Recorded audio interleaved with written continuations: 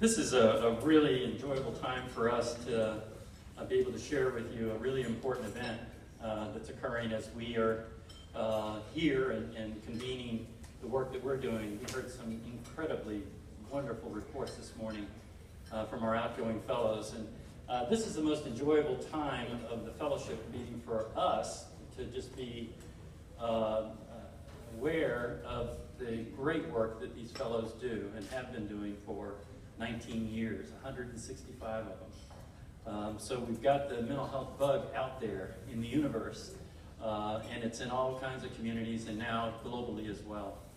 And the accurate reporting on mental illness and mental health issues is so vital, I think, to ensuring that the messages going out have rigor, they've been thought through, and they're done with even-handedness. And our fellows embody that, and we're very proud of all of you. And thank you for your hard work. We've been looking forward to this particular event for quite a while. We've been working with our colleagues at SAMHSA on developing this guide. It's a nice piece of work, a very nice piece of work that I think extends that whole issue around rigor. That you can do this as a journalist, you can do it right, and you can do it well, and you can do it according to certain standards. And that's what we're after, is raising the standards of accuracy and with the right tone to get your messages across and in no way interfering with the work that you do. At this point, though, I get my distinct pleasure to introduce our new Chief Executive Officer, Ambassador Marianne Peters. She told me not to say anything about her. She's been with us for a year, and I want to acknowledge, as a career Foreign Service Officer, you're learning health really fast. Thank you. Thank you, Tom. Well, if you had to say something, that was a great thing to say. I appreciate it. And I'm delighted to have the opportunity to share this event with you today. The Mental Health Program at the Carter Center is a global leader in the area of media and the reduction of stigma around mental health. And as Tom said, over the past 19 years, our signature anti-stigma initiative, the Rosalind Carter Fellowships for Mental Health Journalism program, has gained stature and credibility in the field and established a network of, as Tom said, 165 journalists covering mental health issues on all 5 continents.